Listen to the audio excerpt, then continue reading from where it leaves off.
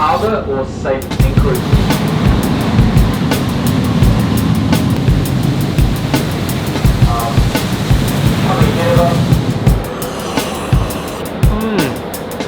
Oh, it's so nice out. Look at where we are. This look how do you explain that other than like epic B-roll shots to like cinematic music or something?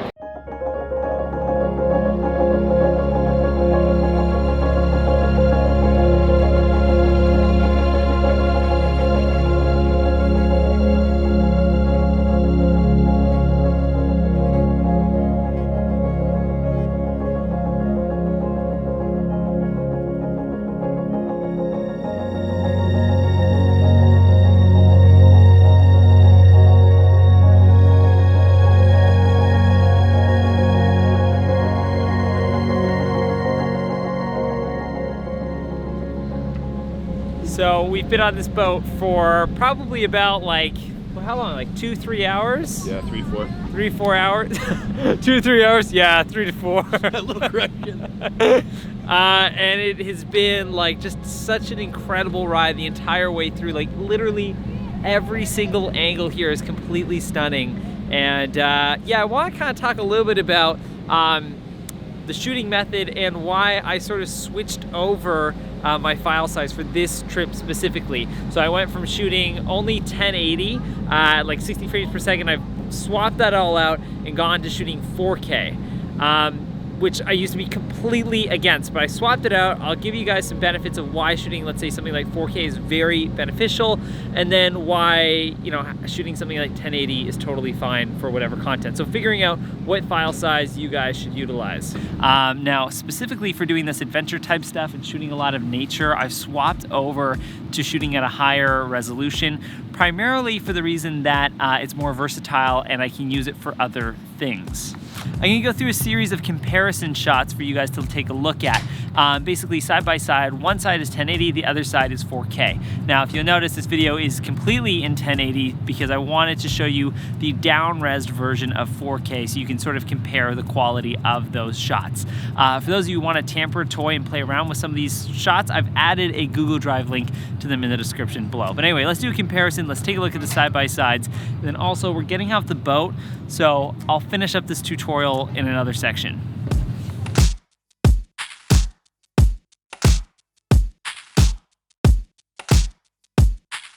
Okay, so we're back here, back in our hotel, and it's a lot quieter than the sound of the boat.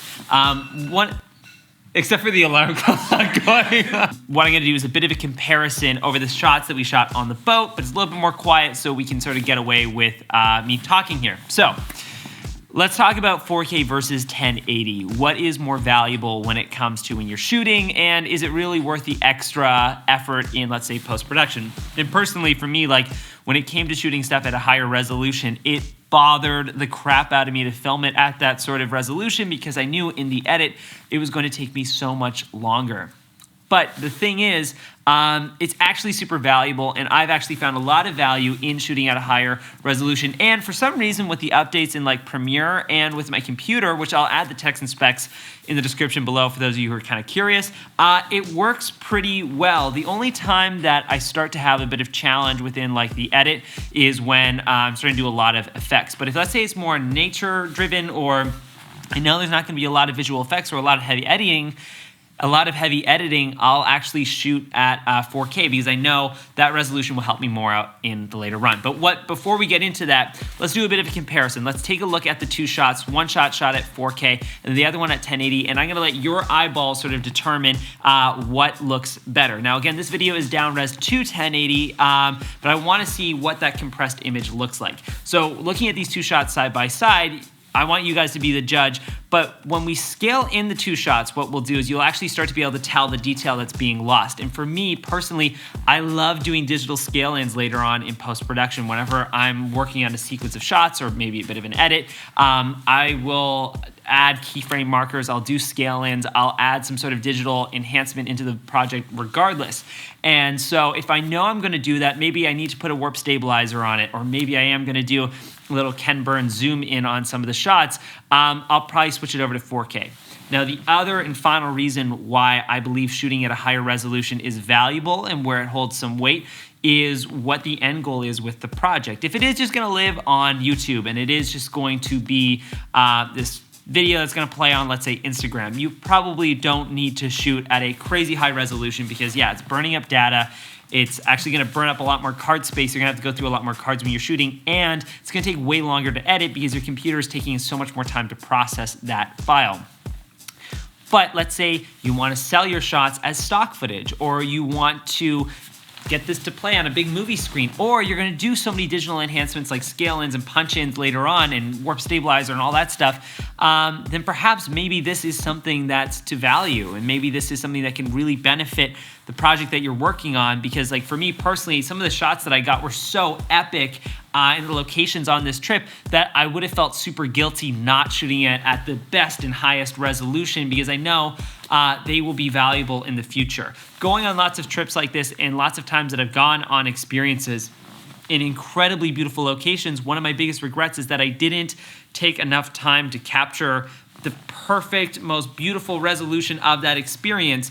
And I would just like with my camera just walk by and just capture something. And then later on, maybe a year down the road, I'm like, oh, I wish I had a really high res, a really beautiful shot of, I don't know, a waterfall. And I would regret not having that in my video piggy bank. So keep that in mind. And if you're going to somewhere really stunning, take a little extra time, capture it at a higher resolution if you can.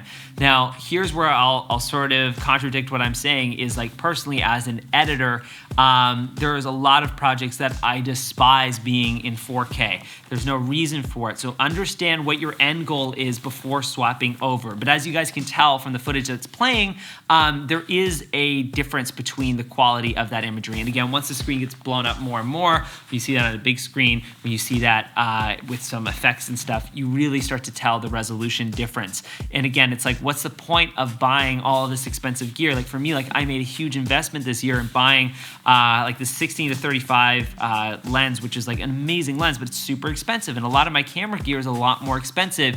But if I'm shooting at a lower resolution, but I'm shooting a really expensive glass and really good gear, it just doesn't work. It doesn't make too much sense. Why would I invest in expensive gear if I'm not getting an expensive project in the end run? So anyway, hopefully these sort of words of advice can sort of help. Again, it depends per project, and really project what your end goal is for your project before deciding what resolution you're going to do. And if you don't know, then if it doesn't hurt, shoot it at a higher res, and then you can always down res it later, or you can create proxies. And for those of you who don't know what proxies are, I'll add a link in the description below that sort of talks about creating those, because those are a complete savior. They take a little bit of time, but they're very valuable in the long run. Anyway, that's it. That's all. We're about to leave Queenstown, which is absolutely beautiful. Yeah, it's just like this amazing town here in New Zealand. I don't know if... Oh, it was unlocked. And a perfectly cute plane as well. Look at that. It's like, it's just cinematic in a nutshell. It's just perfect. But anyway, if you guys like the stuff that I'm babbling on about, want to take a look at some more, you can hit that subscribe button or not. It's totally your choice. Do whatever you want. But yeah, that's it. I'm leaving New Zealand in like a couple... I think like 10, 20 minutes. I'm heading up with the taxi and getting out of Queenstown. Let me just sprinkle this in your thought brain and how your brain works. I don't know your thoughts. Look, this is called New Zealand. What about Old Zealand? Anyway, I'll see you guys later.